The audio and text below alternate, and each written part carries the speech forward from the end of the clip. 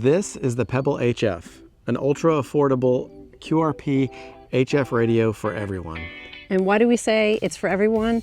It's because the Pebble HF is a super ultra affordable kit that is simple and easy to build. In this video, we're announcing the Pebble HF that we hope to make available this spring or early summer. It will be available as a kit for under $50.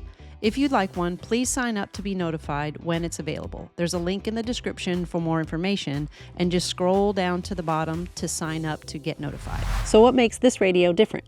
The main thing is it's very inexpensive. So before I learned Morse code and before I got into ham radio, I discovered the Pixie, a really cheap but not very usable radio.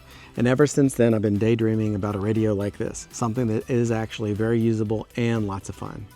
The Pebble HF is also all mode, which means it can do Morse code, which is also called CW, voice, as well as digital. You just need to have an adapter. It's a single band radio and it outputs about 5 watts when you power it from 12 volts.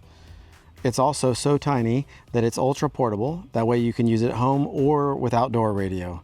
It also has a couple of features that make it great for somebody getting started, and more on that in a minute. We collaborated with the hardware designer Barb, WB2CBA, for the creation of this device. And if that name sounds familiar, it's because he was the original designer of the classic USDX radio. And this is a variant of the USDX. So the hardware designer is Barb, and then Guido, PE1NNZ, made the firmware. They made it a fantastic job squeezing every little bit out of this minimal hardware design. And that project is open source. And we collaborated with Barb to be able to make this single band version. And every decision that we made it to be able to tweak it to be as inexpensive as we possibly could. And then I also modified the firmware to be able to enhance the CW experience, and then also to fit this simple radio, but more on that in a minute. The creation of this radio has been a ton of work, mostly for Barb and Michael, but why did we create this? Whether you're already into amateur radio and you're looking for an excuse to be able to get your general and unlock HF radio, or maybe you stumbled on some YouTube videos of people having fun with Morse code outside, we wanted to remove every barrier that there was to keep anybody from being able to have fun with HF radio. Why don't you tell them your story? So like most people who get into amateur radio or ham radio, it started with one of the sub $30 handhelds from Amazon, which is a great option for being able to get started, with voice when you get your technician's license. But I also discovered a Pixie. So I figured when I got my general license and wanted to play with HF, that was all that I would need for being able to do Morse code. But after I learned Morse code and actually tried to make contact with it, I never was able to. So it's really low power, but more importantly, it's got a fixed frequency, so you can't tune the frequency around. And then also it doesn't have any filtering, so you hear like the whole band at one time. So I never was able to make a contact with it. But ever since then, I've been daydreaming about a radio like this existing, something that was actually usable and fun. Now that we have a YouTube channel, we get a lot of comments and questions from people that are interested in the hobby and getting a radio, but not really sure how much money they're ready to commit. Or they already have a radio on order that might take a while and need a place to start. And that's why we wanted to make this radio into a reality. And speaking of other radios, if you already have your eye on one of the other great QRP radios, definitely go ahead and go get one of those. Those radios are going to outperform this radio. They're all great choices. In fact, we believe so much on them. Here's an ad for those radios. The QMX is less than $200 fully built. It's a 5-band QRP all-mode radio with a built-in sound card for digital modes capable of CW, voice, and digital. It's served us very well in hundreds of outdoor adventures. If you don't have one, you really should get one. You really can't beat it for the price. Yeah. There's also the CFT1 from Jonathan, KM4 CFT. It's another great 5-band radio with great sound and performance. It's available for under $350 as a kit and $400 fully built. We've had a lot of great adventures with that radio too. And again, the Pebble HF was built from the ground up to be ultra inexpensive and simple so that it's easy to build. Every decision and compromise that we made was to keep it affordable. That's what makes it unique. To do that, there's only one band and it uses minimal parts.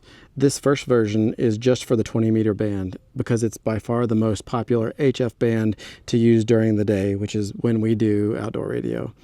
Almost all the parts are already on the board, and it only has a dozen parts that are easy to solder through-hole parts. We know that not everyone wants to solder a kit to get started, but we're hoping this strikes the best balance between being easy and keeping the cost down. I built this one in about 45 minutes. This radio has a few features that make it special, though. For the price, it's amazing. That's the number one feature, is the price. So as we've been using this, it actually has just blown our minds that it's actually as usable and fun as it is. It's definitely different than the Pixie. So it's a modernized Pixie in that it's very simple and inexpensive, but you can do a lot with it. And again, the firmware is from Guido, PE1NNZ. And Guido, if you're watching this, thank you so much for the brilliant work you put into this that makes this project possible. And I did tweak a few things. So in addition to tweaking the firmware to be able to match this as a single board radio, being a CW op, I tweaked a few things related to the CW experience. Things such as enhance the side tone for a cleaner side tone, and also adjusted it so that you can change the side tone frequency. And also there's separate volumes for the audio that you're receiving and your side tone. That way you can adjust the side tone to be just what you want, but then change the volume up and down based on the strength of the signals that you're listening to. It also has a built-in mic and a built-in key. So if you don't already have a mic or you don't have a key, you're all set. If you're just getting started, perhaps you don't have a special battery. Yeah, those of us that are already into outdoor radio, we probably already have a battery that outputs 12 volts. We use a USB-C PD battery and a special 12 volt cable that makes the USB-C power pack output 12 volts. But if you don't have one of those, we've got something for you. The Pebble HF has a USB-C port on the side, so you can power it directly from your phone. You don't even need a battery. So just plug your phone into it and that's all you need. And so when you do have it powered by USB-C, it's in 5 volt mode. So it's just regular old 5 volt USB, and it outputs about 1 watt. So you get about 1 watt of output power, but you can use it on 1 watt and have fun with it with just your phone as power. It also has a wide input voltage, so if you're using the standard barrel connector for power, we've even used a 9 volt battery. It does require an adapter, but you can plug and power it from a 9 volt battery, and the screen dims a little bit, but just a teeny little 9 volt battery, we were able to have a lot of contacts. Speaking of which, let's talk about how it actually performs. We've been testing this for several months now. Keep in mind, this is a very inexpensive radio. So it's not going to compete with the other QRP radios that we already mentioned. And I didn't expect it to do much. And remember that Pixie, I never was even able to make a contact with it. So I was very happy that I was able to make contact on all the modes that I tested with it. From the very first prototype, very first day of testing. So Barb had just sent us the prototype and I set up an in-fed half wave out in the backyard. And so I powered it with our normal battery that we normally use that is 12 volts. So it would have been 5 watt output. So all the blue dots, those are all CW pota contacts. There's one purple dot there. That one is a regular old CW rag chew conversation. And then even though I'm not normally a voice person, those 2 red dots, those are SSB voice pota contacts. So super thrilled with the first results the very first day. In fact, that very first contact, the one the upper right, that was 1,000 miles away to Massachusetts on just 5 watts. Very good for a first test. You might be wondering how it sounds in CW. Without even knowing it, 2 of the early supporters for the project made what we think was the first Pebble HF to Pebble HF contact. Luckily, Scott, NB0W, recorded it and sent us a copy of his contact with Forrest, KI7QCF. We've got Forrest in a park. Let's see if we can work him on the Pebble HF.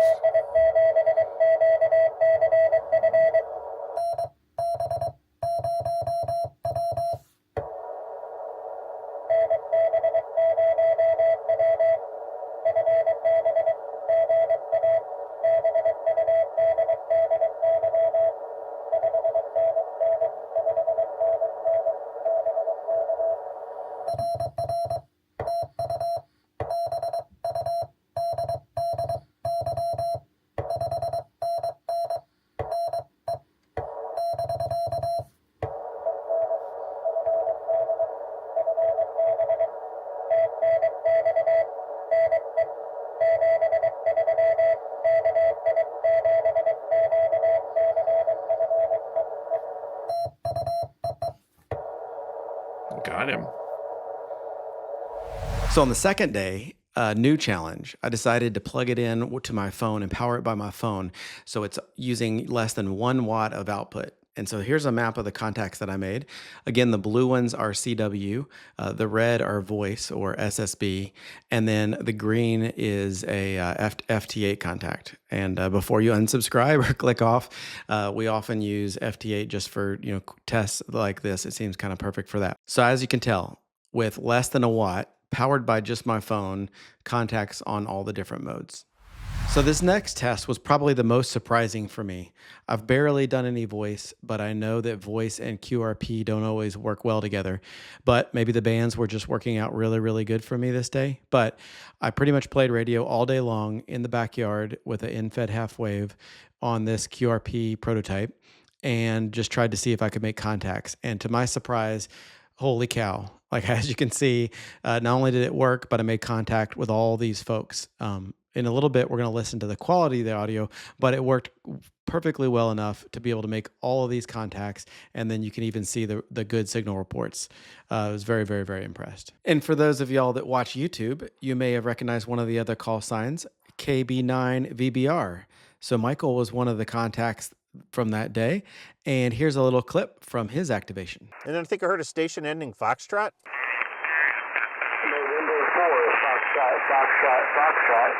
November 4, Foxtrot, Foxtrot, Foxtrot 5, Wisconsin, US 1447. Back to you. Thanks, Michael.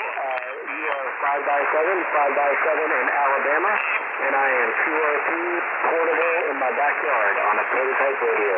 All right, well, thanks a lot for Alabama. You're doing well for QRP, so good to get you in the log today. Probably worth a little disclaimer, your results will vary, especially with band conditions.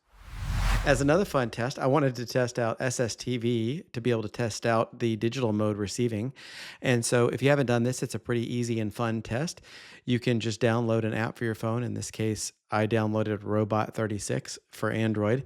And then I powered the Pebble HF using my phone. And then I used an audio adapter to be able to connect it up for digital. And so I just left it running. And these are some of the images that I was able to receive. It's a pretty fun and easy thing to do if you haven't tried it. Pretty fun. I did not test out transmitting, only receiving though. And for a really crazy test, we decided to hook up a 9-volt battery to the Pebble HF, also using our compromised Just OK Mini in the window, just to see if we could get picked up by RBN. And to our surprise, we did get picked up by several stations, and all of them were facing north, just like our window. As CW ops, our main passion was being able to make Morse code contacts, which is kind of perfect for a very simple and low power radio like this. But we knew we needed to test voice also. And so these recordings are using an SDR from about 1,000 miles away, and we're transmitting with QRP about 5 watts. And so honestly, I don't think that the audio quality is that great, but you can judge for yourself. So this first contact is from the internal microphone that's included in the kit. And so give it a listen. This is November 4, Foxtrot. I'm doing a test with the prototype radio. Next is a recording using an external microphone. You can also plug an external microphone into the key jack. And this is a microphone from Neil that he gave us as a gift, G7 UFO. He sells pre-assembled and kit microphones for the QMX and the True SDX type radios. So give this one a listen. This is November 4, Foxtrot, conducting another test. This is board 2.5, and I am transmitting on an external microphone. And so that's what it sounds like on the software-defined radio from about 1,000 miles away.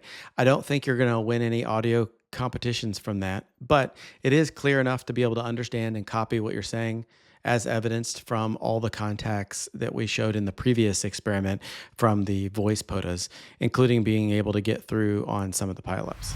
A few final notes. This project is open source, and it'll be community supported.